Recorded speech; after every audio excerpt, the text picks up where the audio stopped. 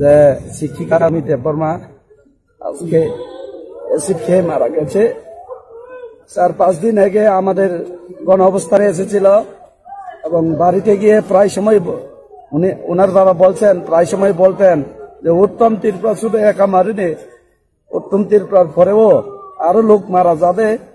বারবার এই বক্তব্যটাই বলছিল তার বাবা। আজকে আমাদের সঙ্গে যখন আলোচনা করছে তখন এইরকমই বলছে।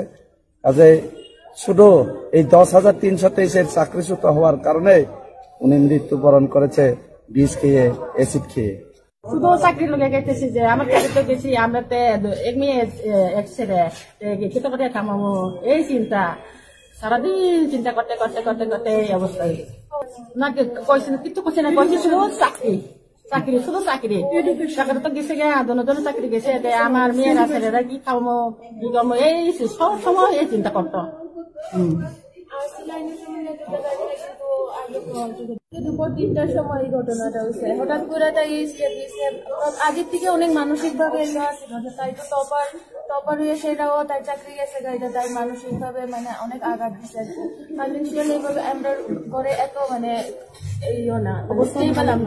আমি একজন ইঞ্জিনিয়ার, আমার মা বাবা দুজন ওয়ার্কিং, স্টিল তাই টপার হয়ে সে তাই চাকরি গেছে গা, এই তাই মনে মানে বয়ে গেছে গা।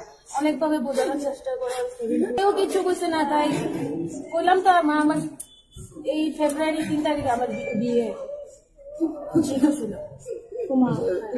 1 বছর হয়েছে সবে ডিসেম্বর 6 একটু বড় মানে এক ছেলে এক মেয়ে। ছেলের বয়স 1 বছর, আর মেয়েটা 8 ইয়ার্স।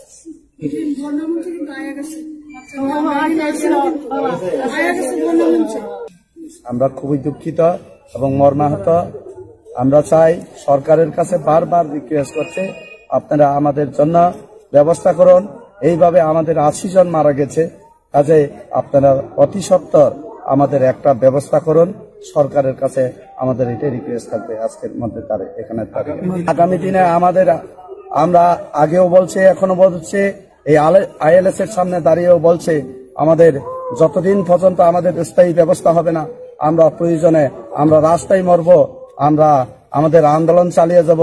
আমাদের আন্দোলনের গতি আরো তীব্র হবে। আমরা আর বেশিক্ষণ আমরা রাস্তায় দাঁড়াতে পারবো না, আমরা রাস্তায় আর থাকতে পারবো না। আমরা প্রয়োজনে সামনের থেকে এগিয়ে যাব, প্রয়োজনে গুলি খাবো, তবে আমাদের দাবির আদায়ে, ন্যায্য দাবি আদায়ের জন্য আমরা সামনের দিকে এগিয়ে যাব।